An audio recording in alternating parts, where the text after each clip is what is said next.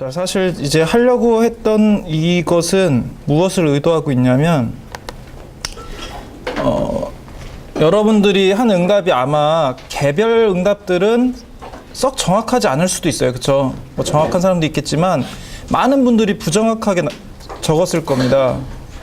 중요한 거는 그게 아니에요. 그건 당연한 거예요. 추측이란 건 언제나 부정확한 추측을 할 수도 있는 거죠.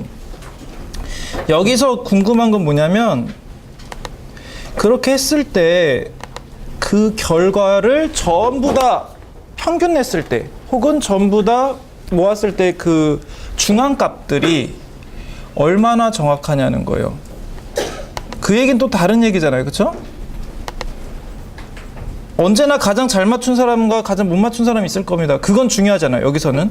물론 이제 여러분들 개인은 중요하죠. 왜냐하면 문화상품권이 생길 수도 있고 안 생길 수도 있으니까.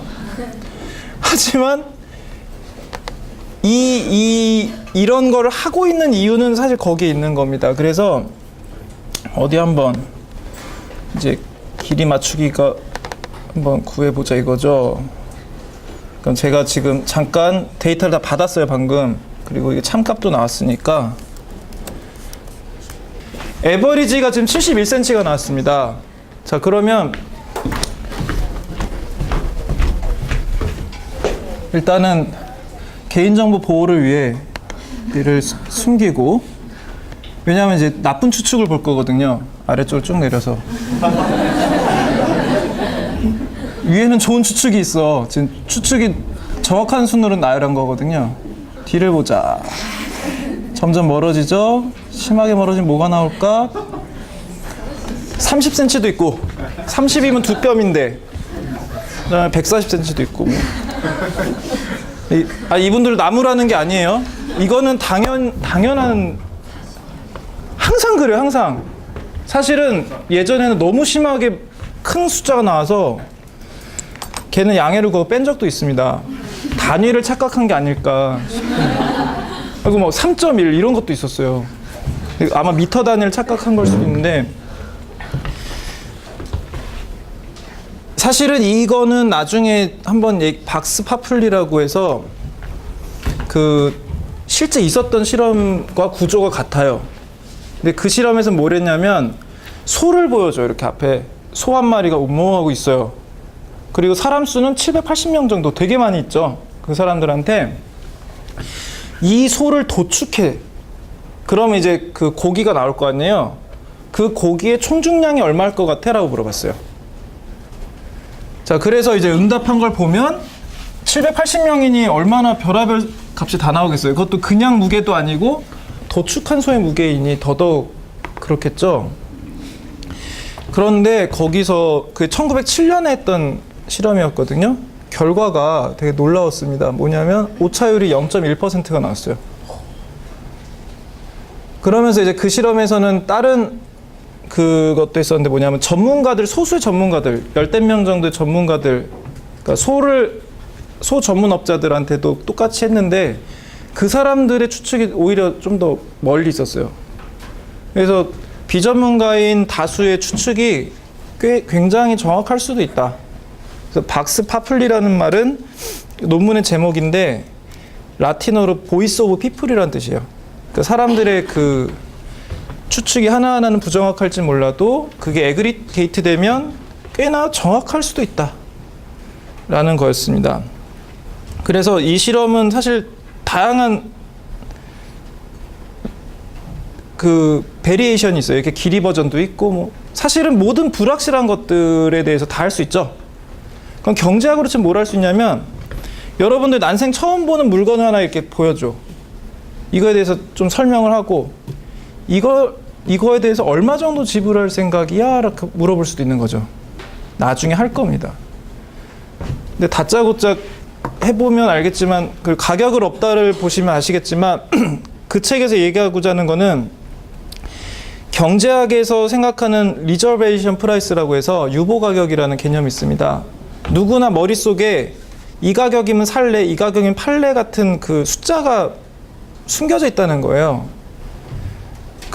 그렇게 하고 이제 이론을 전개하는데 그게 굉장히 불안정하다 되게 쉽게 휘둘린다. 별거 아닌 일들에.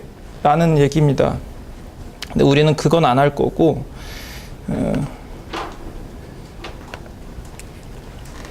그 얘가 얘기할 수 있는 건 뭐예요? 뭔가 마켓은 결국은 일종의 그런 자기가 갖고 있는 가치 판단의 장이죠. 그래서 만약에 여러분들이 주식시장 한번 생각해 봐요. 실제로 케인즈도 비슷한 얘기를 했습니다. 케인즈는 약간 다른 포커스를 맞췄지만 이런 거예요. 예를 들어서 A라는 기업의 주식이 있어요. 정보는 이제 퍼블릭하게 공개돼 있을 거고, 그걸 보고 이 기업의 가치가 얼마 정도일지를 추측해 보는 건데, 사람마다 마치 길이를 보는 것처럼 다르겠죠.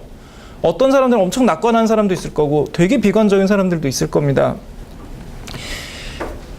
하지만 아무튼 이 기업의 현재 주가가 내가 생각하고 있는 가치보다 현저히 낮다면, 저평가돼 있다고 생각하면 사겠죠. 되게 싸네 이러면서. 마치 여러분들 물건이 있는데 이 노트북이 여러분들 머릿속에서는 한 100만 원 정도 할 것 같다는데 갑자기 30만 원에 팔겠다라고 하면 빨리 살려고 막 할 거 아니에요. 그렇죠? 반대로 자기가 평가하는 것보다 그 주식이 비싸다고 생각하면 갖고 있는 경우 팔려고 하겠죠. 근데 100만 원 정도 하려고 하는데 누가 300만 원을 산대. 팔 거잖아요. 주식 시장에서 그런 일이 계속 일어나고 있는 거거든요. 자기가 생각하고 있는 적정 가격보다 싸면 사려고 하고 비싸면 팔려고 합니다. 그게 계속되면 어떻게 되겠어요? 싸다고 생각한 사람들이 많으면, 그러니까 밸류에이션을 낮게 평가하고 있는 사람들이 많으면 계속 팔려고 하겠죠. 그 결과 가격이 실제로 낮아집니다. 그리고 내가 밸류에이션을 높게 한 사람들이 많아. 그럼 살려고 할 테니까 가격이 올라가겠죠. 결국은 사람들이 생각하는 평균적인 가치에 가까운 방향으로 갈 거라는 거예요. 일종의 추측 게임에서 애그리게이트 한 거랑 비슷하죠. 물론 완전히 단순 평균 낸 것과는 완전히 다르지만 어찌됐든 그 방향으로 가죠.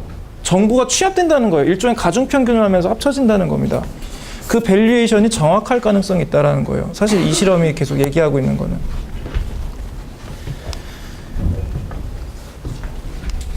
나중에 근데 이제 이거에 대해서 다양한 반론들도 있고 지지하는 견해도 있고 반론도 있고 한데, 기본적으로 경제학에서는 그것을 지지하는 편입니다. 그리고 실제로 그랬기 때문에 인류가 이 정도 발전한 거죠. 지금까지 여러 가지 제도들이 있었는데 그 중에 꽤나 지금 인류 역사에선 잘 사는 편이잖아요. 지금은 물론 삶의 질이나 이런 거에서 의문을 표시하는 경우도 있긴 하지만, 그래서 이제는 경제학의 포커스를 잡고 얘기를 해보도록 하겠습니다. 보통 경제학의 모든 학문에는 대상이 있어요. 물리학은 뭐 물리현상이 대상일 것이고, 생물학, 뭐 지리학, 사회학, 인류학, 뭐 별의별 학문들이 다 있죠. 심리학. 얘네들은 각자의 대상을 갖고 있습니다. 경제학도 마찬가지예요. 경제학에서도 포커스를 잡고 있는, 그러니까 연구의 주제로 삼고 있는 그런 대상은 상품에 대한 생산과 분배 법칙이라고 할 수 있습니다. 주의하실 건 뭐냐면 모든 가치 있는 것들 전부를 포괄하고 있지는 않다는 거예요. 상품이어야 됩니다. 그럼 상품이 뭔지를 생각해 봐야겠죠. 상품은 인간 사이에 거래되는 재화와 서비스라고 할 수 있습니다. 여기서 재화와 서비스는 재화는 이제 물리적으로 시간과 공간을 차지하는 어떤 유형의 것들, 이런 거. 서비스는 유용하긴 한데 이렇게 그 물리적인 그런 것을 차지하고 있지는 않는 거. 예를 들면 서비스, 예를 들어서 지금 이 강의 서비스라고 친다면 이 강의도 눈에 보이는 건 아니죠. 강의라는 띵이 뭐 질량을 갖고 있는 건 아니잖아요. 그렇죠? 뭐 길이를 갖고 있는 것도 아니고, 하지만 뭔가 밸류업을 하다고 생각하니까 지금 여러분들이 시간과 노력을 지금 쓰고 있는 거잖아요. 그리고 그래서 재화 서비스는 유무형의 유용한 것들이라고 할 수 있는데 거래가 돼야 됩니다. 자, 유용한데 거래되지 않는 것의 예를 생각해 보면 되겠죠. 공기 같은 게 그 예가 될 수 있습니다. 공기는 굉장히 유용합니다. 그렇죠? 없으면 죽어요. 있으니까 우리가 살 수 있는 거예요. 그런데 거래되진 않죠. 그래서 하지만 만약에 공기가 거래된다고 생각해 봅시다. 물도 원래는 거래 대상이 아니었거든요. 그냥 개울가에서 퍼서 끓여 먹으면 되는 놈이었는데 이제는 거래하죠. 그래서 4, 50년쯤 전에는 야, 미래 사회는 물을 돈 주고 사는 시대가 될 것이야 하면 미친놈 이랬었어요. 이랬을 겁니다. 저도 그때는 살아보지 않아서 모르겠는데 상상도 못할 일이었을 거예요. 지금도 우리가 우스개처럼 공기가 거래된다고 생각해 봅시다 하면 상상도 못할 일 같이 느껴지지만 모르죠. 나중에 공기오염이 심해져서 공기가 거래되어야 될지도 모릅니다. 그러면 경제학의 대상이 됩니다. 그 순간. 그래서 물이나 공기 무엇이 됐든 거래가 되지 않으면 그거는 일단 경제학의 대상이라고 볼 수는 없어요. 또 유용한데 거래되지 않는 것이 무엇이 있느냐? 선물이 있습니다.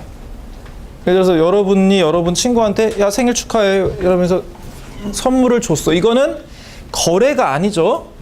준 거죠. 준 거는 거래가 아니에요. 거래라는 건 뭐냐면 등가 교환입니다. 서로 오가는 게 있어요. 물론 내용물은 다르지만 가치의 측면에서는 같습니다. 예를 들면 내가 돈을 주고 보드마커를 산다. 700원을 주고 샀다 라고 하면 문방구 주인은 나한테 보드마커라는 재화를 줬죠. 나는 그 문방구 주인에게 700원이라는 화폐를 준 겁니다. 같은 가치를 가진 게 형태를 달리해서 왔다 갔다 한 거죠. 거래가 되는 상품, 재화나 서비스여야 돼요. 단순 기부라든가 이런 것도 이제 경제의 대상은 아닌 겁니다. 그 다음에 프리젠터가 어디 갔지? 아, 있구나. 예, 인간 사이에 해야 됩니다. 그러니까 인간이랑 알파고랑 했다. 알파고한테 야 너한테 전기 5kW를 줄 테니까 나한테 바둑을 한 판만 가르쳐줘. 뭐 그래서 알파고 오케이 해서 했다. 그거는 상품은 아닙니다. 아마 여러분 이제 막 스멀스멀 막 봤던 SF 영화들 생각나면서 하지만 인공지능이 자아를 가진다면 뭐 기계가 들고 일어나서 거래를 요청한다면 나의 기계도 권리가 있다. 뭐 그다음에 아니면 이제 외계의 지적인 존재가 와서 우리 교역하지 않을 텐가. 이런 것들을 하면 그거는 그때 가서 생각하면 됩니다. 아직은 그 문제가 실질적인 문제는 아니에요. 기계가 처우 개선을 뭐 원한다든가 이렇게 되면 그건 그때 가서 이야기를 하도록 하고 인간이 아닌 존재 중에 이제 예를 들어 동물이다. 이런 경우도 동물과 인간이 거래를 하지 않죠, 아직은. 나중에 근데 얘네들도 자아가 생기거나 뭔가 의사소통할 수 있는 채널이 생기면 그건 그때 가서 고민하면 됩니다. 그리고 또 하나 중요한 건 뭐냐면 여기서 인간이 정한다는 거예요. 바운더리를. 무슨 말이냐면 옛날에는 인간 중에서도 인간으로 분류되지 않는 경우가 있었습니다. 되게 잔인하게 들리죠? 그냥 이런 인간 같지 않은 놈들 이런 정도의 얘기가 아니라 실제로 제도적으로 체계적으로 분리가 됐어요. 그것을 노예라고 부릅니다. 노예는 인간인데 인간이 아니야. 그러니까 다시 말하면 말이 이상하죠? 여기 전자의 인간은 생물학적으로 분류학적으로 봤을 때 인간인데 후자의 인간이 아니야라고 하는 것은 사회적 관계에서 인간으로 취급하지 않았다는 겁니다. 말하는 가축 같은 거예요. 좀 되게 잔인하게 들리겠지만 현대사에서는 그런 일이 없습니다. 노예제가 아니니까. 모든 인간은 인간으로 취급받고 동등한 권리를 갖고 있습니다만 예전의 과거 사회 중에서는 그런 사회들이 굉장히 많았습니다. 그러면 노예는 상품이지, 그 자체가 상품이지 노예가 소유권을 가지거나 그런 건 아닌 거예요. 그래서 주의하실 게 언제나 이제 나중에 고대 그리스 이런 거 되게 옛날 시대 같은 걸 얘기할 때 모든 인간이 평등했다 뭐 이런 식의 적이 나오면 그때 인간은 그런 의미에서의 사회적 분류로서의 인간이었다는 거예요. 인간들이 분류한 우리가 보기 여기서 여기까지 인간이야. 쟤는 인간 아니야. 뭐 이런 식으로 나눴다는 거죠.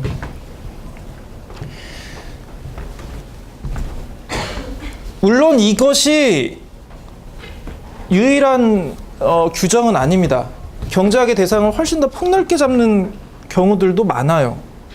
게리 베커 같은 학자들은 인간 행동의 전체 영역을 경제학의 대상으로 볼 수 있다라고 생각하고 실제로 그런 많은 연구들을 했습니다. 거래되지 않는 것에 대한 연구들도 했어요. 예를 들면 아이의 수, 지금 현재의 상황에서 아이를 키우는 데 들어간 비용과 편익 이런 것들을 분석해서 함수를 만들고 추정해서 경제가 발전할수록 왜 아이 수가 줄어드느냐 이런 것들을 연구를 하기도 했습니다. 아이는 상품이 아니죠. 거래하지 않잖아요. 그래서 우리가 알고 있는 보통 그 욕망은 무한한데 재화는 희소하고 혹은 이제 뭔가 자신의 욕망을 달성할 수 있는 방법들이 다양한데 그것들을 달성할 수 있는 방법이 제한돼 있다. 그런 것들을 선택하는 학문이다. 것에 대한 학문이다라고 하는 규정은 리오넬 로빈스가 1935년에 했던 이야기입니다. 그래서 욕망은 무한한데 자원은 희소하고 이런 식의 논의는 여기서 그 근원이 있다고 할 수 있어요. 그를 통해 또 추측할 수도 있는 거죠. 우리가 지금 알고 있는 경제학의 규정은 엄청 최근의 것이구나. 아직 100년도 안 됐구나. 라는 걸 알 수 있습니다. 경제학은 어떤 과학인데 무슨 과학이냐면 휴먼 비헤이버를 연구한 학문이야. 뭐로써? 릴레이션십, 관계로서. 무슨 관계? 뭐 사이의 관계? 목적과 수단인데 수단이 한정되어 있어. 그런데 이 수단은 여러 가지 선택지가 있어서 그 중에 하나를 골라야 돼. 그런 차원의 인간 행동을 연구하는 학문이다. 즉 선택의 학문이라는 거예요. 방법론적 측면으로 정의했다는 특성이 있습니다. 보통 나이브학의 물리학은 뭐야? 그럼 물리학이라는 것은 물리적 현상들을 스터디하는 학문이야. 이런 식으로 하면 되는데 이걸 좀 더 뒤에 이렇게 휴먼 비헤이버로 나왔죠. 사실 앞에서 했던 정의는 경제학의 대상을 얘기한 거는 그냥 나이브학의 보통 과학들이 하는 것처럼 심리학은 심리현상이야, 물리학은 물리현상이 하는 것처럼 경제학은 경제현상이야 라고 한 것보다는 조금 다르죠. 여기 인간 사이에도 없고 거래되는도 없고 유용한 것, 유스풀한 것도 없고 그냥 목적과 수단 그리고 그것에 대해서 선택을 하는 그런 얘기만 나오고 있습니다. 이 부분은 좀 이따가 좀 자세하게 볼 거예요.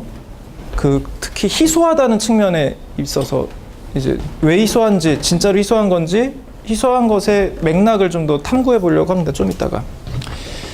그럼 경제학이라는 말의 어원을 한번 생각을 해보도록 하겠습니다. 이코노믹스는 아리스토텔레스의 저작에서 처음 등장을 합니다.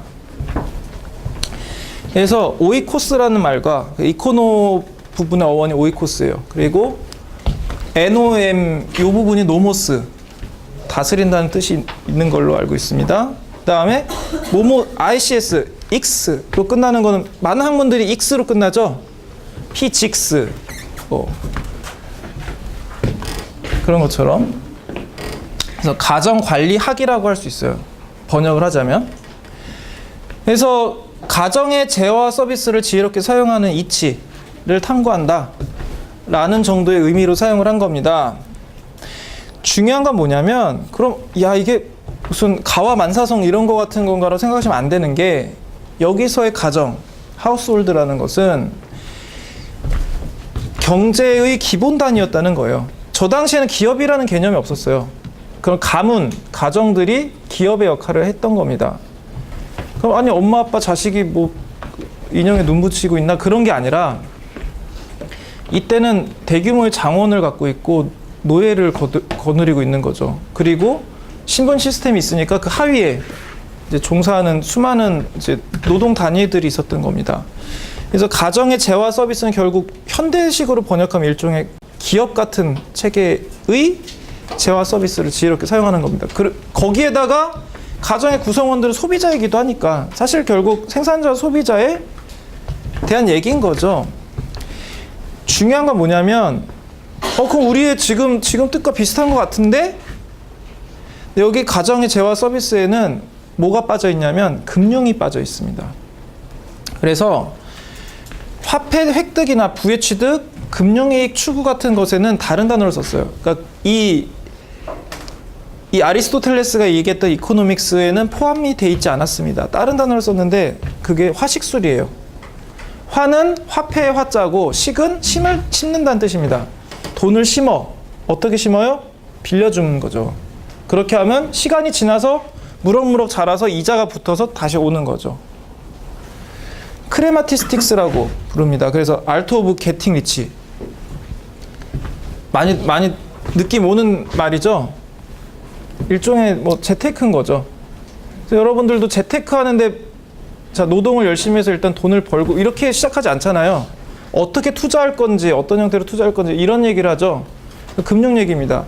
그런 재테크류의 이제 행동은 아리스토텔레스의 이코노믹스에는 들어가 있지 않았습니다. 사실 이 관점은 꽤 고대부터 지금까지 어느 정도 내려오는 정서지만 최근에는 이제 현대 경제로 들어와서는 금융이라는 게 워낙 중요한 역할을 하기 때문에 금융 없이 뭐 해보자 이런 얘기는 할 수 없게 됐죠. 하지만 또 그 금융이라는 게 순기능만 하는 건 아니라는 것도 알고 있죠. 우리는 10년 전에 그 금융 시스템이 붕괴됐을 때 어떤 일이 발생하는지를 경험한 바 있습니다. 2008년 위기는 금융 부문에서 촉발이 됐죠. 이거는 그 어원이 어떻게 합쳤냐 뭐 이렇게 되는 거고. 그러면 경제란 말로 어떻게 번역이 됐느냐도 한번 생각해 볼 필요가 있죠. 왕통이라는 사람이 쓴 그 문중자라는 책에서 처음 경세재민이라는 구절이 있었다고 합니다. 그 말의 이제 약자인 거죠. 경세재민. 뜻은 뭐겠어요? 세상을 경하고, 그러니까 세상을 다스릴 경자니까 그렇게 볼 수 있고, 백성을 구제한다 정도의 의미를 가지고 있다고 할 수 있습니다. 그래서 조금 더 이제 좀 뉘앙스가 다르죠. 가정관리학과는 좀 또 다르죠. 그래서 근대 일본이 이제 서양의 여러 학문들을 이제 도입을 할 때 번역을 해야 될 문제에 봉착했는데 그때 선택했던 단어입니다. 이코노미에 대해서. 좀 더 이제 목적적이죠. 세상을 다스려 백성을 구제한다는 뜻이니까 좀 더 포괄적이고 목적론적인 상황에 가깝습니다. 현대 경제학으로는 굳이 이 부분을 보자면 거시경제학에 가까워요. 거시경제학의 태도와 유사합니다.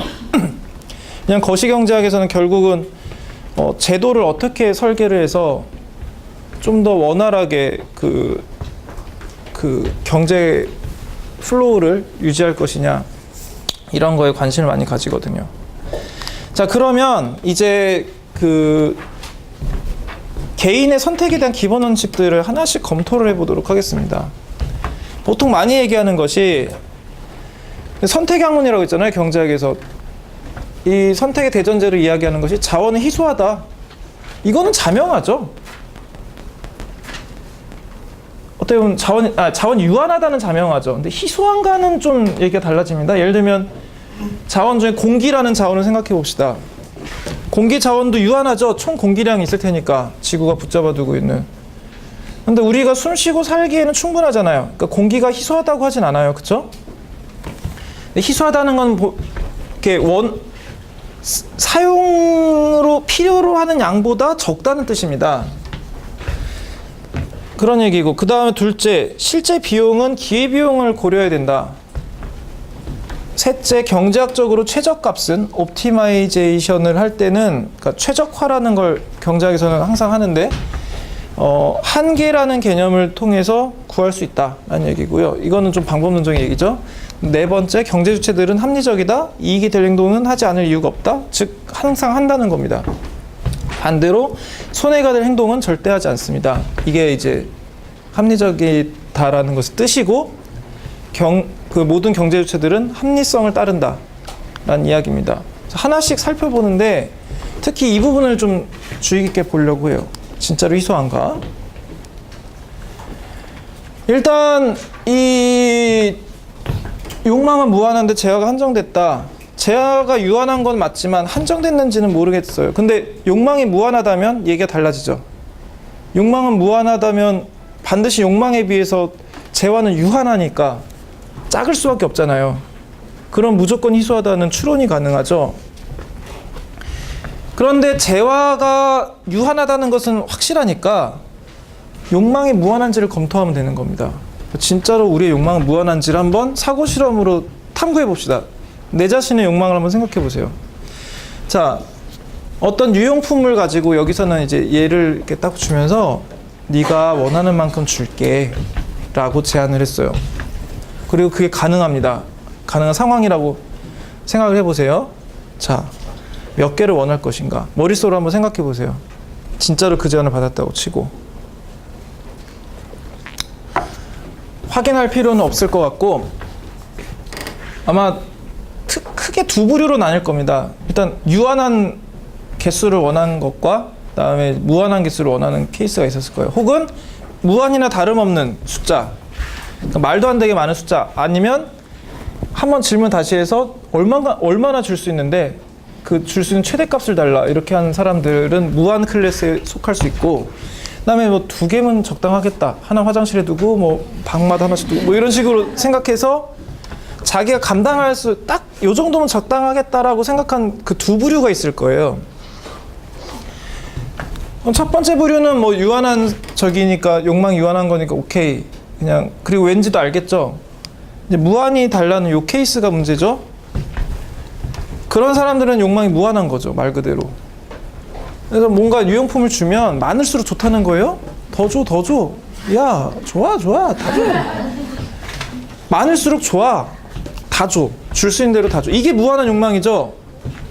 근데 여러분들 안에서도 분명히 이렇게 생각하는 분들이 있을 거예요. 그쵸? 많을수록 줘.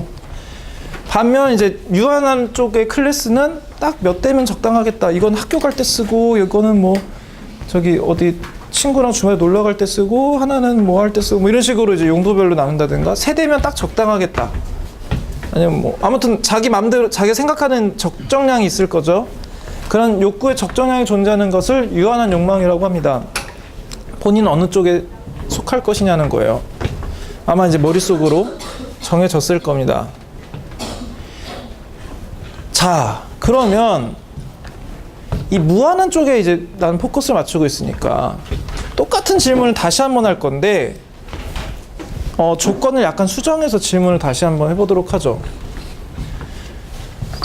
줄 거야. 원하는 대로 줄 수 있어. 뭐 1000억 개면 1000억 개든 줄 수 있는데 남한테 주면 안 돼? 너만 써야 돼? 라고 제약을 가하는 거예요. 그래도 얼마나 줄 수 있는데 1000억 개 내놔 할 거냐는 거예요.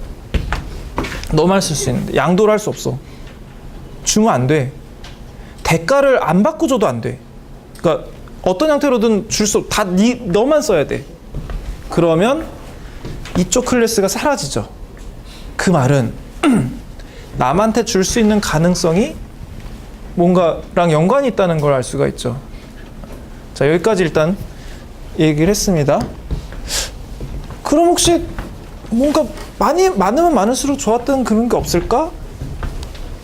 생각해보면 답이 어느 정도 나올 수 있습니다.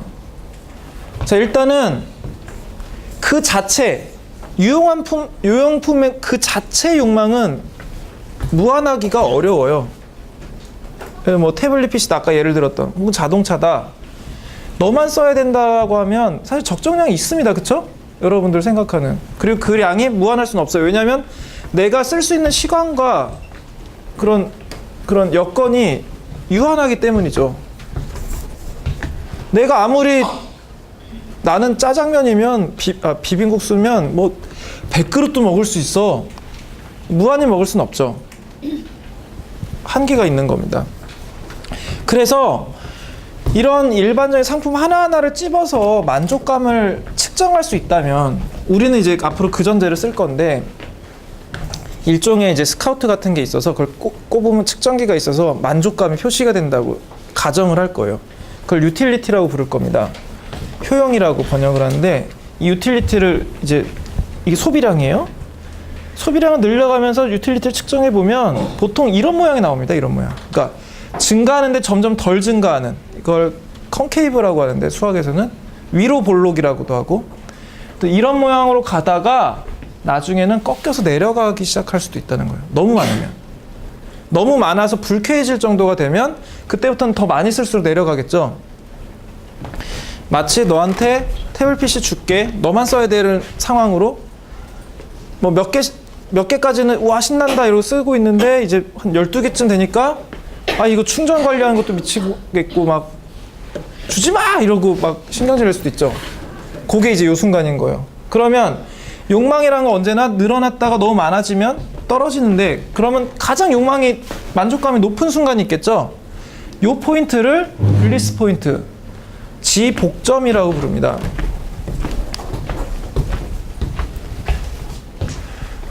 그래서 지는 이제 지극할 지자고 복은 행복할 복자예요. 그러니까 그 만족감이 가장 높은 상태일 때입니다.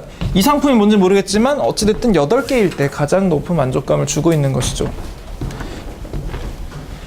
상품이 2개 이상이 되면 무차별 곡선이라는 식으로 설명할 수 있습니다. 상품이 2개일 때는 일단 비주얼이 이렇게 그러니까 시각적으로 보일 수 있어요.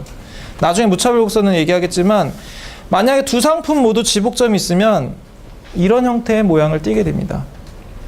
이건 뭐냐면 이 유틸리티 두 상품을 이제 동시에 소비할 때, 이게 뭐 하나는 뭐 밥이고 이 세로가 반찬이라고 하면 밥과 반찬 동시 소비했을 때 적은 거죠.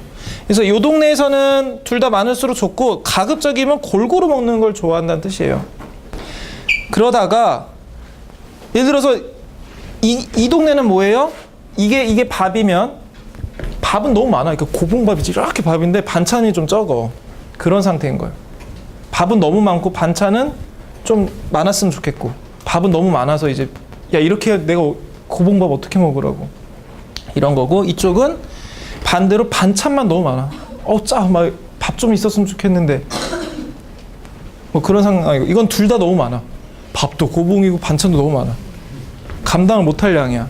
이거 다 먹으라고? 나보러 죽으란 소리지? 이렇게 되는 거죠. 다 먹으면 배탈 나고.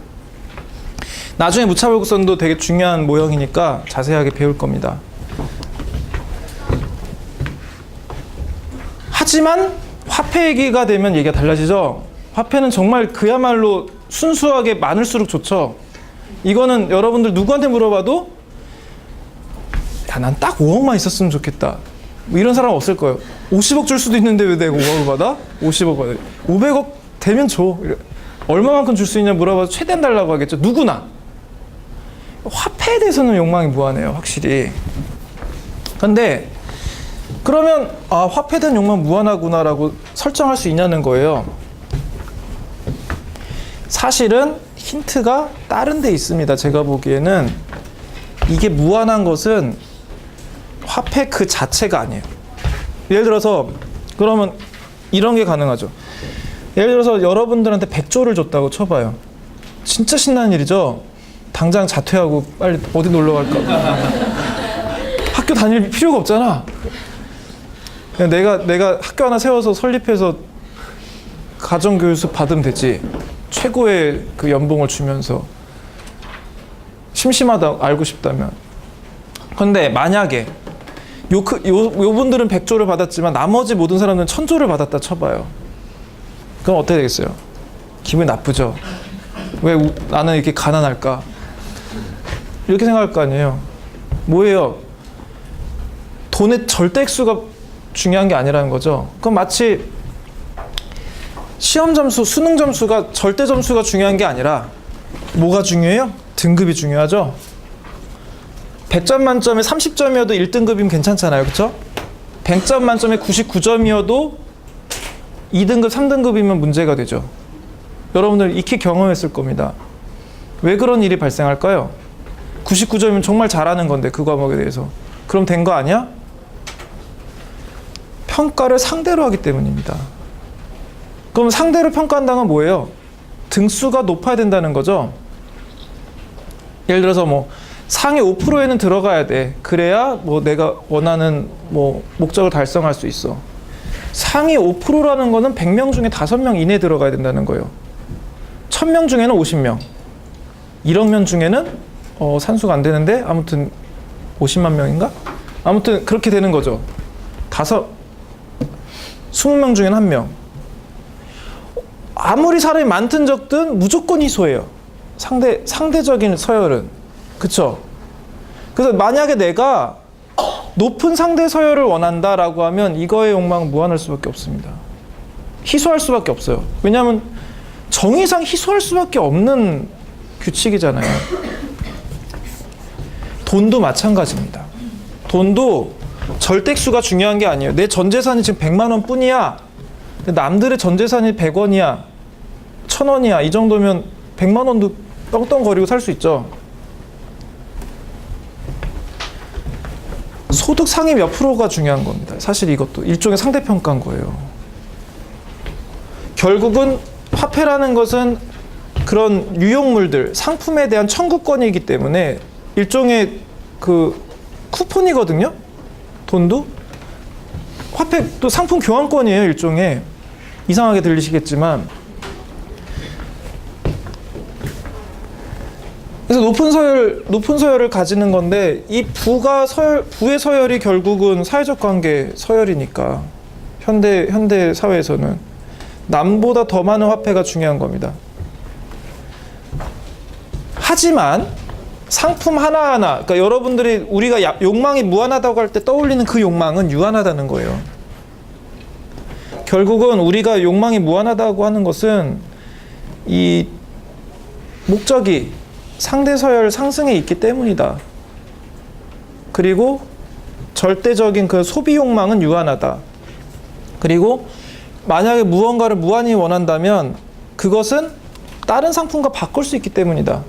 즉 화폐로 바꿀 수 있기 때문이다. 그렇게 함으로써 내가 상대 서열을 올릴 수 있으니까 무한대로 달라고 했던 건 거죠.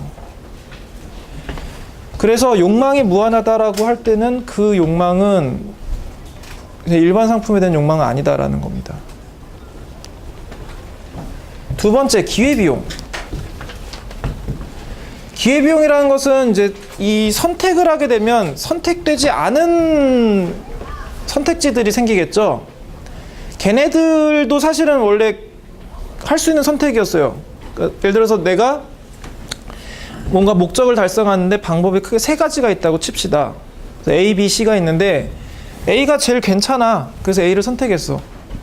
근데 사실 A를 선택할 수 없으면 B나 C 중에 하나를 했겠죠. 그런 것들입니다. 근데 사실 우리가 선택을 할 때 그 선택지가 인지된 것만 3가지지 사실은 더 많을 수도 있잖아요. 내가 미처 알 수 없었던. 그래서 사실은 그런 알 수 없었던 것까지 하면 사실상 엄청나게 많은 선택지가 있을 수 있는데 알지조차 못하는 것들도 있으니까 그걸 다 합칠 수는 없는 겁니다. 그렇죠? 그리고 합치는 것도 의미가 없어요. 세컨드 얼터너티브, 즉 두 번째 선택지, 즉 내가 지금 선택한 걸 못했더라면 했을 선택이 있을 겁니다. 그놈이 주는 순수한 편익, 좋은 거, 그러니까 좋은 것에서 나쁜 걸 뺀 것을 순편익이라고 부르거든요. 나중에 비용 얘기할 때 자세하게 다룰 겁니다. 차선책의 순편익을 일종의 비용으로 보는 관점입니다. 기회비용이라는 것은. 예를 들어서 내가 제일 많이 흔히 교과서에서 드는 게 대학 진학이에요. 대학을 진학하게 되면 이제 좀 더 고도의 지적인 훈련 프로그램을 이수하게 될 것이고, 그러고 나면 노동시장에서 기대임금이 더 높습니다. 하지만 만약에 안 하면, 만약에 내 대학을 못 갔어, 갈 수 없는 상황이야, 혹은 다양한 이유로 대학 진학이라는 선택을 안 한다면 차선책은 물론 사람마다 다르겠지만 지금 여기서 드는 예는 철수라는 사람은 차선책이 일하는 거야. 바로 취직해서 일하는 거야. 그러면 이제 그 대학을 진학한 경우보다는 기대소득이 낮을 수도 있죠. 사실은 그렇기 때문에 철수가 대학 진학에 가서 약간 늦게나마 비용을 더 들이고 했지만 나중에 받을 기대소득을 지금 종합해서 생각해보면 이게 더 유리해라고 생각해서 대학을 진학한 거죠. 그러면 대학의 등록금 뭐 이런 명시적인 비용들 있잖아요. 등록금 뭐 식비, 주거비 이런 것들에 대한 비용뿐만 아니라 포기한 차선책의 넷 베네핏도 비용에 포함을 해야 된다는 겁니다. 그래야 선택의 학문으로서 모형을 만들었을 때 정확한 계산이 나와요. 나중에 이 부분은 아예 한 줄을 할애해서 그 비용, 선택의 학문이라는 부분으로 이야기를 할 겁니다. 물론 이건 사람마다 달라요. 예를 들어서 빌 게이츠 같은 사람은 원래 대학을 좀 다니다가 사업을 해봤는데 컴퓨터 프로그램 팔았죠? 팔아보니 이게 굉장히 잘 될 거라는 걸 알았어. 느꼈어. 이 사람의 선택은 대학을 관두고 사업을 한 거였죠. 창업을 한 거였습니다. 그 기대소득에다가 이 양반이 대학을 그대로 다녔다면 이제 얻게 되었을 것으로 추정되는 소득을 합쳐야 이 사람의 사업의 진정한 비용이 계산될 수 있다는 거죠. 이것을 경제학적 의미로서의 비용이라고 부릅니다. 그래서 우리가 보통 너 이거 하는데 얼마 들었니? 라고 물어보는 그 비용은 경제학적 비용은 아니에요. 왜냐하면 이 기회비용을 포함하지 않았기 때문이죠. 그런데 이 기회비용이라는 건 측정하기가 어렵습니다. 내 차선책의 넷 베네핏은 실현된 게 아니잖아요. 그렇죠? 어떻게 정확하게 알 수 있겠어요? 그래서 좀 이제 실제 현실에서 적용할 때는 조금 어렵습니다. 두 번째, 한계성이다. 최적화에서는 한계라는 개념을 사용한다. 이 한계라는 것은 마지널이라는 것의 번역어인데 수학적으로는 아주 심플한 의미를 갖고 있습니다. 미분했다는 뜻이에요. 미분이란 건 뭐냐? 미분은 이제 요즘 교육과정 다 배우는지 모르겠는데 그 함수가 있을 때 뭐 y는 fx라고 생각해 봅시다. 그럼 x를 조금 변해봐요. 그럼 y도 조금 변하겠죠? 그런 함수를 연속함수라고 부르는데 그럼 그 조금씩 변한 거에 비율이 있을 겁니다. 그 비율을 이제 미분값이라고 불러요. 우리는 그런 거 안 할 거고 그냥 그래프로만 할 거예요. 그래서 기울기 얘기는 좀 하겠지만 결국 그 개념이 기울기거든요. 순간 기울기. 자, 한번 이런 상황을 생각해 봅시다. 배가 너무 고파서 식당에 가서 밥을 먹었어요. 그랬더니 진짜 만족감이 너무 높아. 그런데 양이 부족해요. 턱없이 부족해서 한 그릇을 더 먹었어요. 그랬더니 드러난 만족감은 첫 번째 그릇의 만족감보다는 적을 겁니다. 그쵸? 재미난 건 뭐냐면 물리적 속성으로서 두 상품은 완전히 똑같다는 거예요. 심지어는 이 같은 사람한테 두 번째로 줘서 만족감 5를 줬던 이 밥을 먼저 먹이면 얘는 만족감을 10을 줄 겁니다. 그쵸? 상황에 따라서 이 사람이 느낀 만족감은 다를 수 있다는 거예요. 즉 소비량이 늘어날수록 만족감이 줄어들 수 있는 상황입니다. 근데 이런 상황은 꽤 흔히 볼 수 있죠. 그런데도 좀 부족해. 밥을 더 먹었어. 그랬더니 그것도 만족스러워. 그래서 만족감이 늘었어요. 그래서 이 경우는 지금 총 만족도가 3그릇을 먹었더니 17이 된 겁니다. 그래서 한 그릇 더 먹어봤는데 아이쿠야 실수랑 내가 잘못된 거죠. 그래서 이게 뭔 소리야? 아무튼 그래서 일단 오히려 떨어졌어요. 내 전화기에서 나온 건가? 마이너스 3이 됐어요. 그러면 내가 3그릇을 먹었을 때는 만족감이 17이었는데 4그릇을 먹을 때 만족감이 14가 됐죠. 자, 그러면 이 상황에서 선택을 밥그릇 공기수로만 할 수 있다면 1, 2, 3, 4로만 할 수 있다면 몇 그릇을 먹는 게 가장 이 사람한테는 행복할까요? 한 그릇? 보통 한 그릇 아니면 3그릇이 나오는데 한 그릇은 아니에요. 왜냐하면 한 그릇을 먹으면 만족도가 10이지만 3그릇을 먹으면 만족도가 17이잖아요. 그쵸? 4그릇은 아니죠. 얘는 오히려 그걸 떨어뜨리니까. 이 경우에는 만족감이 최적 소비량은 3공기입니다. 그럼 이거를 좀 더 짜잘하게 나눠봐요. 이번엔 아주 쪼잔하게 밥풀 단위로 해봐요. 밥풀을 쭉 나열해봐. 그러면 첫 번째 밥풀이 주는 효용은 제일 높겠죠? 근데 얘도 같은 구조를 가지겠죠? 밥풀 순으로 좀 더 부드럽게 이렇게 떨어지겠죠? 그러다가 요 사이 어디선가 한 토를 먹어도 그만, 안 먹어도 그만인 상황이 나타나겠죠? 그때의 추가 만족도는 제로겠죠? 그 다음에 마이너스로 떨어질 겁니다. 그러면 밥풀수 단위로 했을 때 얘가 가지는 가장 최적 소비량은 얼마겠어요? 바로 그 밥풀의 추가 만족이 제로인 그만큼까지의 밥량이 그 사람의 최적 소비량이 되는 겁니다. 그런데 사실은 요 만족도랑 요 척도가 뭐예요, 지금? 밥을 한 톨만큼 먹었을 때 추가로 늘어나는 만족도죠. 이게 바로 밥풀의 한계 만족도.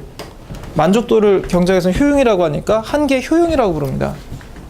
그리고 한계 효용은 소비량이 많아질수록 줄어들어요. 줄어드는 게 일반적입니다. 물론 안 그런 상품은 나중에 볼 거예요. 극히 외회적인 상품들이고 걔네들은 되게 특이한 행태를 보이기 때문에 눈에 띕니다. 대부분의 상품들이 이렇게 떨어져요. 여러분들 아무리 카레 돈가스를 좋아한다고 해도 몇 끼 먹진 않잖아요. 그 이유가 뭐겠어요? 일단 먹었으면 그 다음에는 효용이 좀 떨어진 거예요. 그래서 그 다음 끼 먹을 때는 좀 안 땡겨. 다른 음식을 먹게 되는 겁니다. 그러니까 여러분들 효용책에도 그런 점이 있어요. 아닌데 나는 몇 끼 카레 돈가스 먹는데요? 이제 그분은 이제 둘 중에 하나예요. 일단 다른 음식이 정말 싫거나 아니면 한경이 저쪽에 있어서 아직 0으로 가려면 한참 멀은 거죠. 다른 거를 압도하는 상황인 겁니다. 아무튼 그래서 한기용이 제로가 될 때를 하는 거니까 결국은 효용을 밥의 양으로 미분한 다음에 그 미분값이 0인 점을 찾으면 된다는 얘기예요. 수학적으로는. 나중에 그거는 미시경제학에서 자세히 다룰 거고 우리는 미분은 안 할 겁니다. 다 그래프로만 할 거예요. 그래서 마지날한 놈들의 그래프를 그리고 걔가 제로가 된 점을 찾을 겁니다. 그것을 한계 분석을 통한 편익 극대화라고 불러요. 그래서 편익은 베네핏이고 여기서 베네핏이라는 것은 경제적인 관점에서 좋은 것들을 통칭이라고 생각하시면 됩니다. 그 베네핏에 대한 상대어는 그러니까 나쁜 것들의 통칭은 코스트예요. 비용입니다. 나중에 코스트랑 베네핏을 이제 저울질하는 방법을 통해서 이제 선택을 설명해낼 건데 그것을 코스트 베네핏 어널리시스라고 불러요. 줄여서 CBA라고 부르는데 C가 코스트고 B가 베네핏입니다. A가 이제 어널리시스고.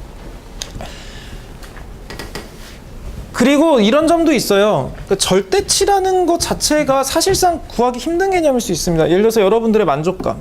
지금 여러분들 지금 모든 걸 소비하고 있죠. 여러분들 지금 소비하고 있는 걸 소비하고 있는 중이죠. 그 만족감의 레벨을 이제 정한다는 건 굉장히 바보 같은 일입니다. 그렇죠? 하지만 그 상태에서 예를 들어서 이 사람한테 뭐 노트북을 하나 더 소비하게 만들었다. 아니면 노트북을 갖고 있는 상황에서 마우스를 쥐어봤다. 이랬을 때 추가적인 만족도는 볼 수 있죠. 그거는 측정하기가 훨씬 쉽습니다. 그래서 그런데 여기서 얘네들이 그런 상황과 대조해 봤을 때 굿뉴스는 뭐냐면 한계값만 알고 있어도 옵티마이제이션이 가능하다는 거예요. 절대값을 알 필요가 없다는 겁니다. 그래서 조금 더 이제 굿뉴스인 거죠. 우리가 측정하기 쉬운 값으로 옵티마이제이션 할 수 있다는 거니까. 그 다음에 이제 경제적 합리성이라는 것은 뭐냐면 이것도 많이 들어본 것일 겁니다. 이것과 관련된 이제 주요 용어가 호모 이코노미쿠스, 경제적 인간이라는 겁니다. 경제적 합리성이라는 건 경제학에서는 되게 중요한 거예요. 왜냐하면 이제 나중에 모형 부분들을 이제 이야기할 기회가 오겠지만 모형이라는 건 결국은 수학식이거든요. 이 수학식을 푼다는 행위는 인간의 일관적인 행동이 뒷받침되어야만 가능한 겁니다. 예를 들어서 뭐 인간은 싸면 뭐 물건을 사고 비싸면 판다라고 하면 이제 그거를 수학 문제로 만들면 되잖아요. 아닌데 저 사람은 지금 분명히 싸다고 생각하는데도 안 사고 있어. 뭐 아니면 비싸다고 생각하는데도 갖고 있어. 아니면 나한테 손해가 되는 일인데 그걸 하네? 손해를 감수하면서 뭐지? 그런 경우가 있다면 사실 그 수학 문제가 인간 행동을 설명해 주는 게 아니게 되는 거죠. 실제로 그런 일들이 종종 있습니다. 즉 호모 이코노미쿠스가 의 입장에서 맞지 않는 경우들이 존재해요. 현실에서는. 하지만 그렇게 생각을 하면 문제가 잘 안 풀립니다. 그리고 사실은 굳이 그런 예외가 있다고 해서 반드시 그 레셔널리티를 포기해야 된다라고 주장하는 것도 틀린 논증이에요. 나중에 그것도 자세하게 볼 겁니다. 다만 여기서 이제 얘기할 건 뭐냐면 경제적 합리성의 개념에 대한 거예요. 그래서 경제적 합리성 이란 건 뭐냐면 이득이 될 행동은 한다는 거예요. 그리고 손해가 될 행동은 하지 않는답니다. 그 말은 다른 식으로 얘기하면 인센티브 시스템에 반응한다는 거예요. 자기 인센티브를 높이는 쪽, 즉 유리하다고 생각하는 쪽으로 한다는 거예요. 이 말은 여러분들의 이제 여러분들 지금까지 살아왔던 삶이나 자신의 가치관에 한번 비춰보세요. 맞는가? 아마 대부분은 맞는 부분도 있지만 틀린 부분도 있어. 이렇게 생각을 할 겁니다. 그리고 심지어는 나는 이득을 추구한답시고 추구했는데 이득을 추구하지가 않게 되는 수도 있어요. 그쵸? 내 딴에는 이득이라고 생각하고 비트코인에 엄청 투자했는데 대박 손실을 냈다. 뭐 이런 거 있잖아요. 다 그 사람들은 정말 가자 하면서 이제 한 거잖아. 그런 것은 일종의 이제 자기는 호모 이코노미쿠스이고 싶었지만 자신이 가지고 있는 정보가 유인책에 대한 해석이 틀려서 손해를 본 거죠. 그것도 사실은 바운디드 레셔널리티라고 불러요. 그런 것들을. 그리고 경제학적으로 봤을 때 사람들이 인지 시스템이 좀 특이하게 움직일 때가 있습니다. 그 합리적 관점에 좀 안 맞는 그런 인지적 행동을 보일 때가 있어요. 그리고 이타성도 있습니다. 관찰돼요. 내가 아무리 이득을 심하게 본다고 해도 남들이 너무 많이 손해를 보거나 이런 건 또 원치 않아. 그래서 적당한 선에서 타협을 보기도 해요. 그런 것들은 사회적 선호라고도 부릅니다. 즉 나의 선호뿐만 아니라 남의 선호도 이제 신경을 쓰는 거죠. 그래서 경제학 내부나 외부적으로 뭐 인류학이라든가 사회학, 뭐 기타 여러 가지 심리학, 특히 심리학에서 많이 이제 논의가 됩니다. 인간이 합리적인가에 대해서. 지금도 어느 정도 논의 중인데 크게 두 분파로 나뉠 수 있어요. 그런 행동조차도 전부 다 합리성의 관점에서 생각할 수 있다. 그러니까 남에게 손해를 끼치는 걸 싫어하는 그 이타성도 사실은 그렇게 손해를 마구마구 끼쳐 했을 때 나중에 그 상대방이 나한테 위해를 가할 수 있으니까 그런 것까지 다 감안하면 사실은 되게 합리적인 행동일 수 있다. 이런 식으로 보는 관점도 있고, 아니다. 사람의 측은지심 같은 것들이 존재하는 거다. 해서 이제 아예 프레퍼런스에 남에 대한 함수도 넣어야 된다. 이렇게 보는 사람들도 있습니다. 자, 그 다음 경제적 상호작용에 대한 원칙들.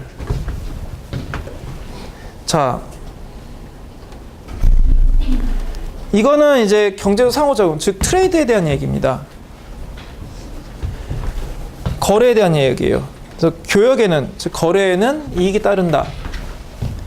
그리고 시장은 그 거래를 통해 균형 상태에 수렴한다.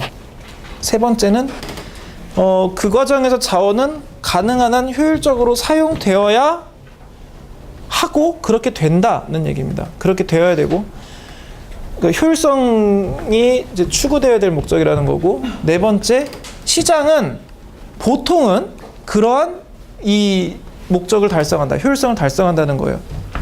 그런데 보통은이잖아요. 그러니까 안 보통일 상황이 있죠.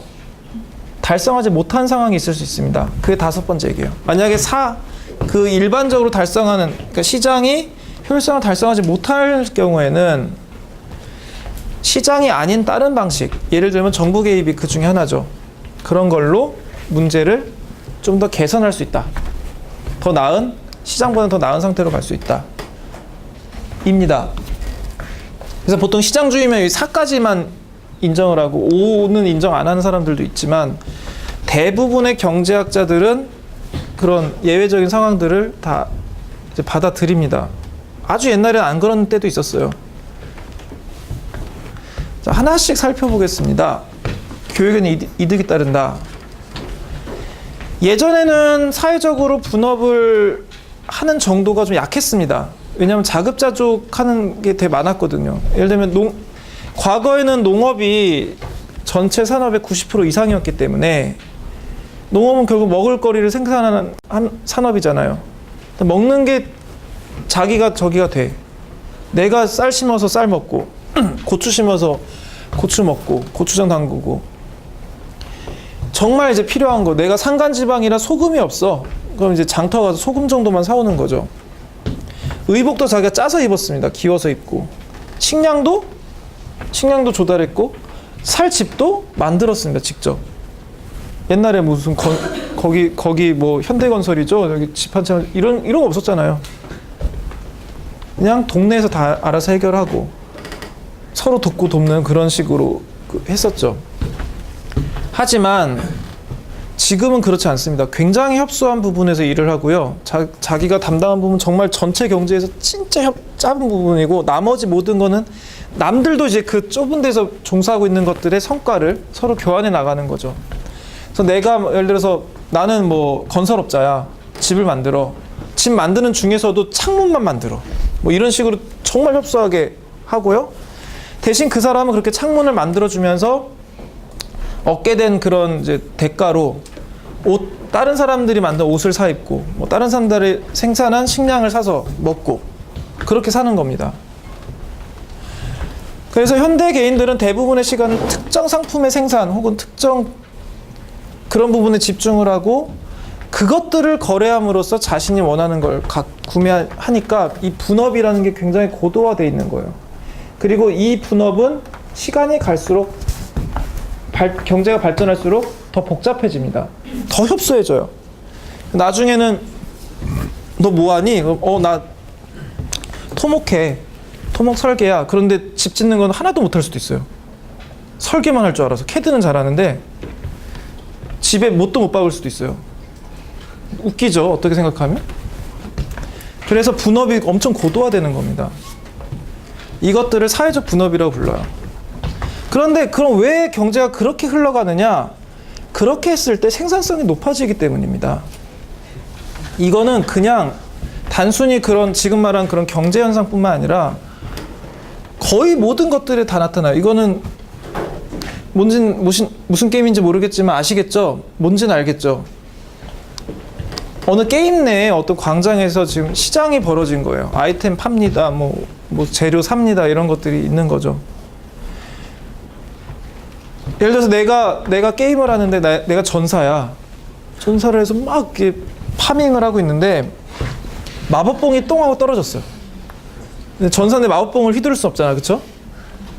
MP만 확 붙어있고 나는 MP는 하나도 안 쓰는데 근데 되게 좋은 마법봉이야. 그러면 이제 여기 가는 거죠. 마법봉 팔아요. 이러면 이제 마법사가 와서 우와 이러고 나 방패 있는데 뭐 이러고 진짜 좋다. 이거 바꾸거나 아니면 이제 보통 그렇게도 안 하죠.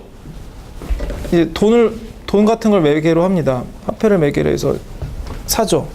이런 가상적인 공간에서조차 분업이 되는 거예요. 어떻게 보면 서로 그래서 윈윈이 되는 거죠. 그래서 나중에는 좀 더 게임에 따라서는 뭐 품앗이 같은 걸 하기도 하고 야 막 물량만 만들고 어떤 놈은 뭐 캐가지고 대장장이 뭐 칼만 벼르고 막 이런 식으로 분업을 하기도 해요. 실제로 뭐 길드 같이 해서 시스템 만들어 유저들끼리 뭉쳐서 다니기도 하고 너는 힐만 해, 난 딜만 할게 뭐 이런 것도 하고 분업은 어느 층에서도 발생할 수 있다. 그게 가상적인 것이라 할지라도 그게 생산성을 늘려준다는 겁니다. 게임 내 생산성은 결국 몬스터를 얼마나 빨리 죽이는 거죠. 게임에 따라서 더 뭐 달라지겠지만 그래서 이 거래라는 것을 하게 되면 근데 그런 분업의 이익은 거래를 매개로 하지 않고서는 이루어질 수 없다는 거예요. 그래서 언제나 이 거래들은 이루어지게 되고 거래들은 반드시 윈윈입니다. 쌍방에 거래 당사자, 두 당사자가 있다면 둘한테 전부 다 이익이에요. 왜냐하면 만약에 둘 중에 하나한테 이익이 아니다, 손해다 라고 한다면 그 거래는 성사되지 않을 거잖아요.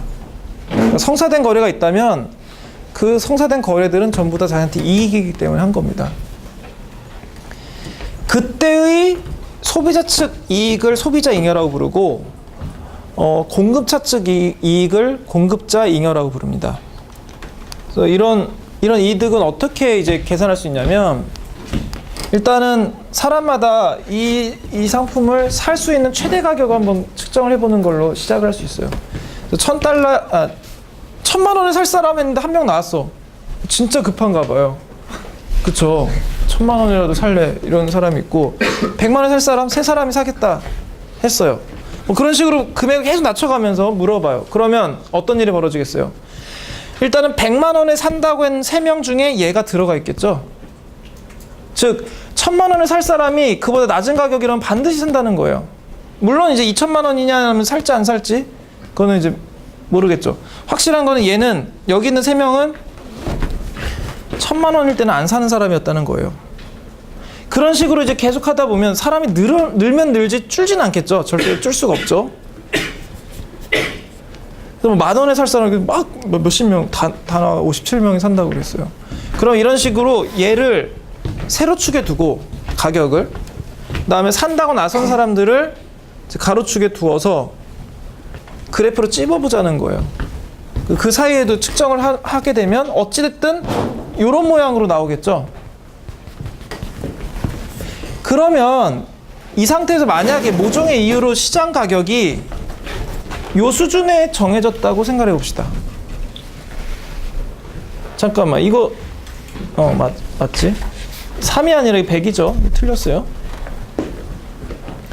그러면 만약 이 가격이 뭐 예를 들어서 요 부분이 100이니까 100보다 작은 뭐 70의 거래가 되기 시작했다. 이 아까 그 상품이. 그럼 요 $1,000에 살 요 인간은 $70에 살 수 있죠. 그 얘는 되게 땡큐죠. 베리 땡큐. 얼마겠어요? 1,000 빼기 73만큼의 암묵적인 이익을 얻었죠. 그게 이 인간의 소비자 잉여입니다.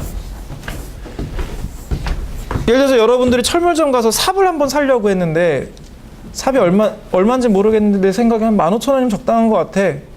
갔는데 뭐 3,000원에 팔아요. 와, 진짜 싸다 이러면서 감탄하면서 살 거 아니에요. 그러면 그 사람은 15,000 빼기 3,000인 12,000원의 소비자 잉여를 얻은 겁니다. 대부분 여러분들은 그런 걸 갖고 있어요. 근데 이제 이미 가격을 너무 잘 알고 있으니까 느끼지 못하는 거지.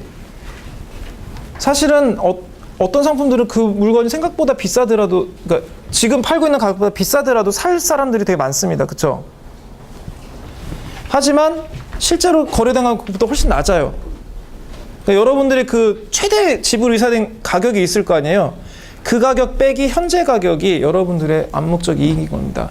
그게 마이너스인 상황은 있을 수가 없어요. 왜냐하면 그때가 되면 안 살 테니까. 그러니까 나는 뭐 예를 들어서 생수가 500원이면 사겠어 하는데 600원에 팔고 있어. 그럼 에이 안 산다고 갈 때가 있잖아요. 그런 거 같은 겁니다. 그래서 그 사람들 각각의 거래가 된 사람들의 모든 그 소비자 잉여를 다 합치면 총 소비자 잉여가 나오는 거죠. 그래서 만약에 이제 사람도 되게 많고 되게 짜잘하게 조사를 했다라고 치면 이렇게 부드러운 곡선이 나올 거 아니에요. 그렇게 지불 의사를 가장 높은 것부터 낮은 수준까지 쭉 구하고, 그 다음에 시장 거래 가격이 정해진다면 요 면적, 결국 요 색칠한 면적, 그리고 더 자잘하면 요 하얀 부분도 메꿔지겠죠. 그 메꿔짐은 요 면적이 바로 총 소비자 잉여가 되는 겁니다. 여기에 이제 나중에 이 사회적 잉여도 나중에 자세하게 배울 거예요. 나중에 곧, 사실 나중도 아니고 곧 배울 건데, 그때 되면 생산자 잉여도 마찬가지 방식으로 구할 수 있습니다. 걔네 생산 스케줄이 이런 식으로 나오게 되고, 그때 생산자도 잉여라는 개념이 생겨요. 그러니까 나는 100원이어도 팔 사람이었는데 고맙게도 시장에서 500원에 팔리고 있어. 그러면 이제 400원의 서플러스가 생기는 거죠. 생산자 서플러스입니다. 그래서 이 부분을 이제 총사회적 잉여라고 부르고, 이게 경제의 효율성을 따지는 중요한 지표가 됩니다. 두 번째, 마켓은 균형 상태에 수렴한다. 자, 그래서 방금 지금 수요를 얘기해 버렸는데, 디맨드, 수요라고 부르는 이거는 뭐냐면 어떤 상품을 구매하고자 하는 의사고 유효한 수요여야 됩니다. 즉 내가 진짜로 그걸 살 그 자원이 있으면 그 가격에 사야 돼요.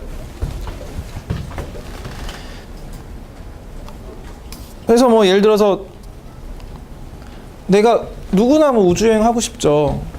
우주여행에 대한 지불이 가능하냐는 걸 생각하면 해보자는 거예요. 나 우주여행 할래. 네 유보 가격이 얼만데? 이거 323억이야. 너한테 323억 있으면 이거 살 거야? 뭐 이런 거죠. 우주여행 누구나 하고 싶지. 저도 하고 싶어요. 여러분도 하고 싶지 않나? 100% 안전하다 치고 그거 하겠지. 돈이 얼마인지 몰라도 그러니까 그거 하고 싶은 마음이 있지.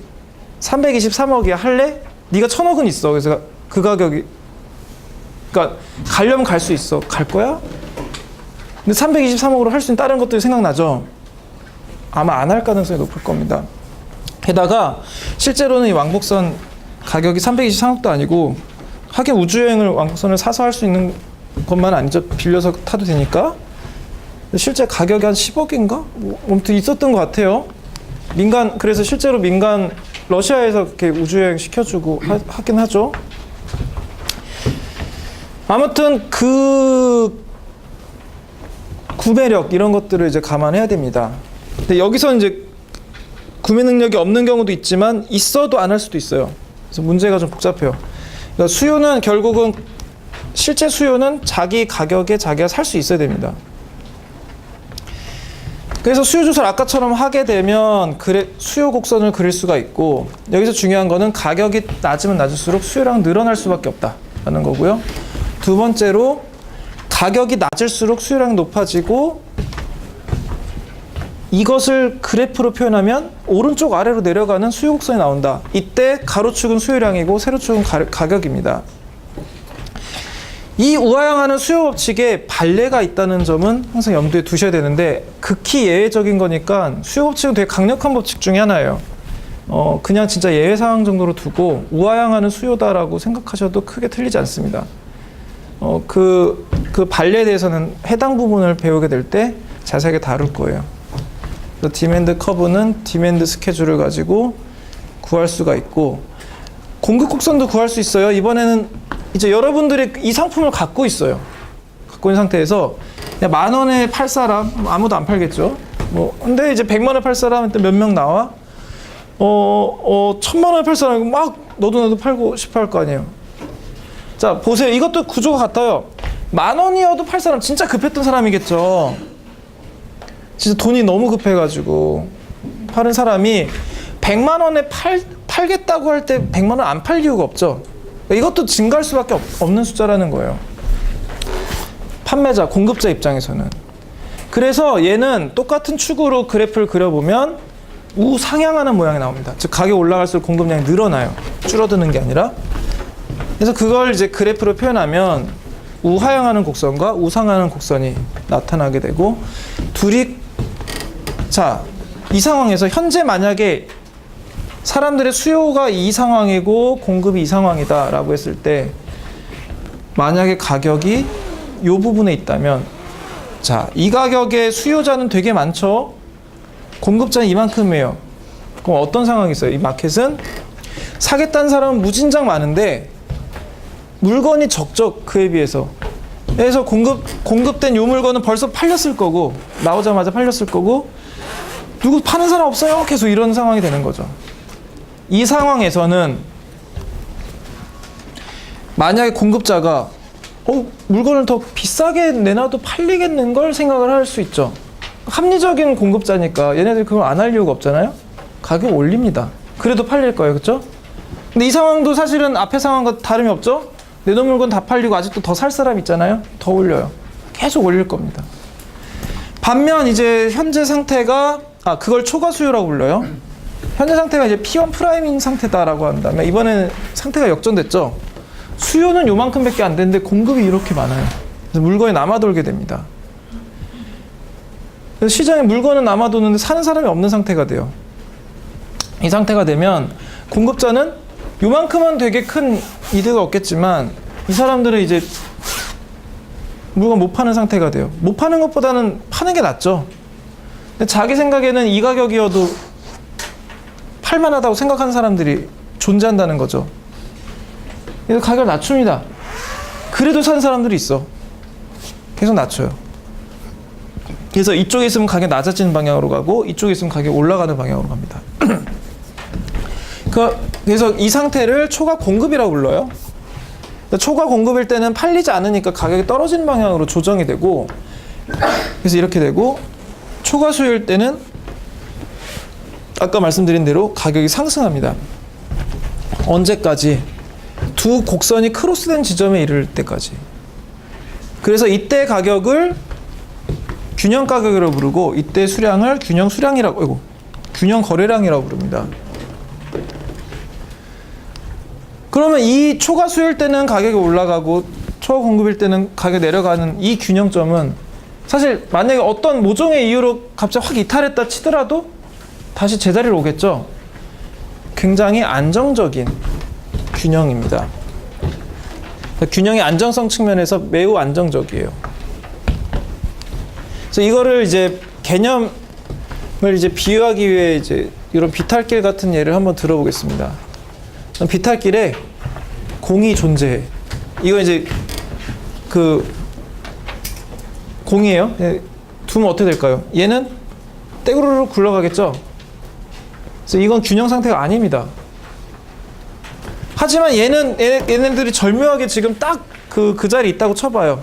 얘는 떼구르르 굴러갈 거고, 이거는 불균형이고, 이 두 개는 균형이에요.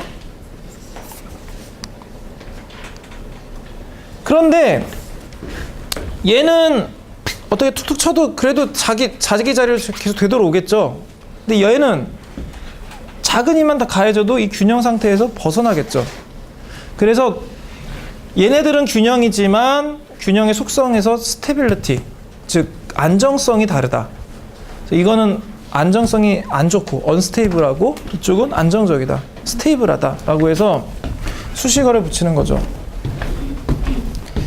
그래서 안정적 균형이다, 불안정한 균형이다, 이렇게 이야기를 하는 겁니다. 그래서 경제학에서는 어떤 경제 모형을 만들었을 때 제일 처음 보는 게 균형이 존재하냐입니다. 퀘스천 1은 균형이 존재하니? 존재하면 어디에 있니?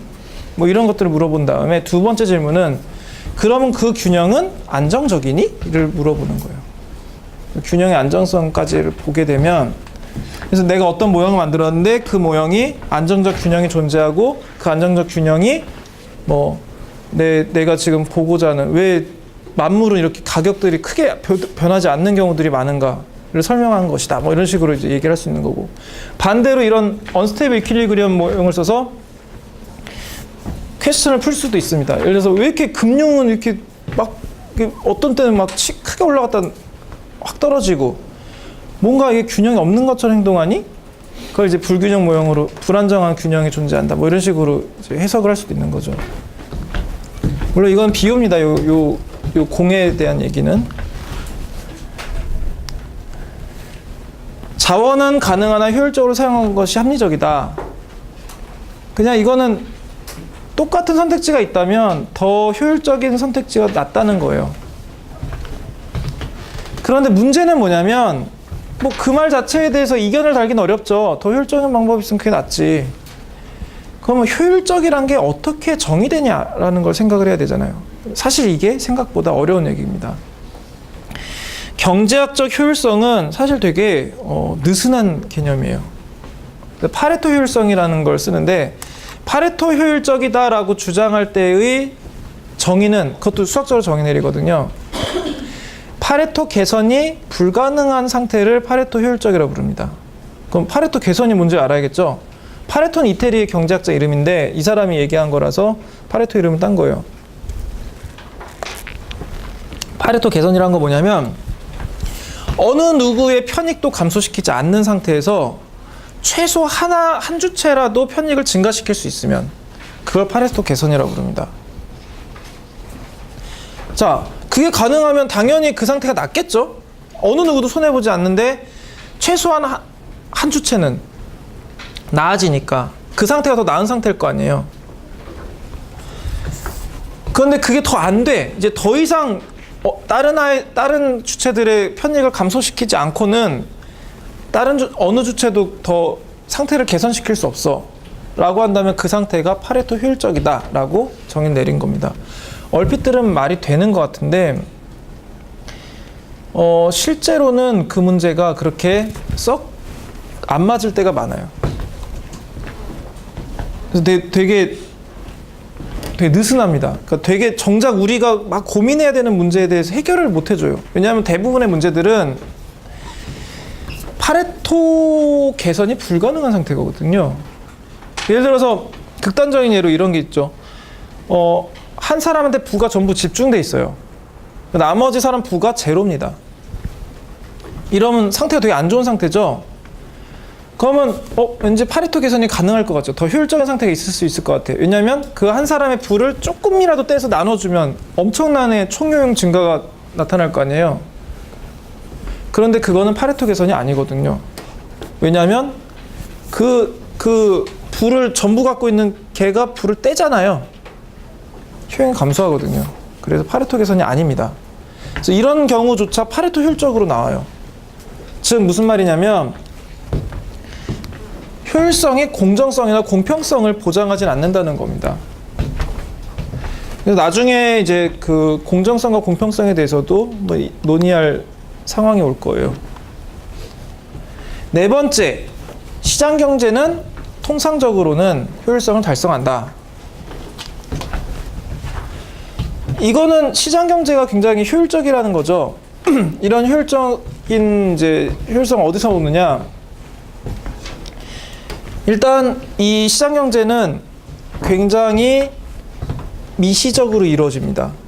예를 들어서 여러분들이 전공을 선택하고 또 졸업하고 나서 나중에 취업을 하잖아요. 그럴 때 그냥 자기 주변에 생각만 하지 내가 취업을 하게 되면 나의 고용 유발 개수가 어떻게 되고 그러니까 거시경제 이런 영향 미쳐서 인플레이션은 좀 악영향 미치겠는 걸 이러지 않잖아요. 그냥 하지. 그냥 좋을 것 같으니까 이렇게 근시안적으로 합니다. 그런데 그것들이 종합이 되면 거시경제 시스템이 도는 거예요. 그냥 경제 주체는 그런 미시적인 선택을 계속 해나가는데 거시적으로는 경제 성장을 하는 되게 그런 신기한 일이 벌어지는 거죠. 중앙집중적으로 너는 지금 딱 물리학이 딱이야. 지금 우리 경제 고용 유발 개수는 뭐가 좋으니까 너는 지금 조선업을 해야 돼. 이런 식으로 하진 않는다는 거예요. 그런데도 오히려 이렇게 막 이렇게 일일이 찝어서 하는 시스템보다 훨씬 더 퍼포먼스가 좋았습니다. 그건 이미 밝혀진 사실이죠. 어떻게 된지 모르겠지만 결과적으로는 효율적으로 나왔어요. 그래서 이것을 이제 아담 스미스의 뭐라고 하지? 그 보이지 않는 손 이야기에서 많이 이야기되는 사실이죠. 그런데 이런 효율성이 항상 달성되는 건 아니다라는 겁니다. 계속 연구해 보니까 시장이지만 마켓이 되게 안 좋게 굴러가는 경우들도 관찰이 됐거든요. 그런 경우들을 이제 계속 연구하고 모델을 만들다 보니까 시장이 안 좋은 결과를, 가장 낮지는 않은 결과를 가져올 때가 꽤 있다는 거였습니다. 예를 들어서 그런 경우들을 이제 분류해 보니까 크게 이런 이야기들이 나온 거죠. 외부성이라는 게 존재할 경우, 즉 시장에서 거래되지 않지만 되게 거래에 영향 미친 요소들이 존재할 경우에는 시장이 제대로 워킹 안 하는 경우들이 있습니다. 그 다음에 정치적 이유로 교역이 방해되는 경우도 있을 수 있죠. 정당한 교역이 방해되고, 예를 들면 뇌물 같은 거죠. 아니면 뭐 치안이 너무 안 좋을 수도 있고, 뭐 여러 가지 이유가 있을 수 있습니다. 그 다음에 재화나 서비스의 속성 때문에 시장에서 거래되기가 어려운 성격을 가진 그런 상품들도 있어요. 그런 것들은 시장이 결과가 별로 안 좋습니다, 역사적으로. 그래서 얘네들은 전통적으로 시장이 아닌 메커니즘을 통해서 이제 거래가 되기도 하고 그냥 증여가 되기도 하고 다양한 방식으로 비시장적인 방법으로 유통이 됩니다. 그리고 이제 미시경제학과 거시경제학에 대해서 이야기를 할 게 뭐냐면 사이즈가 중요한 거 아니다. 거시는 클 거자를 쓰고 미시는 작을 미자를 쓰니까 뭔가 거시는 클 거고 미시는 작을 거라고 생각할 수도 있는데, 미시경제학에서 사용한 주체 중에는 엔간한 국가보다 큰 경우도 있어요. 예를 들어서 코카콜라라는 회사는 엄청나게 크겠죠. 엔간하게 작은 나라보단 커요.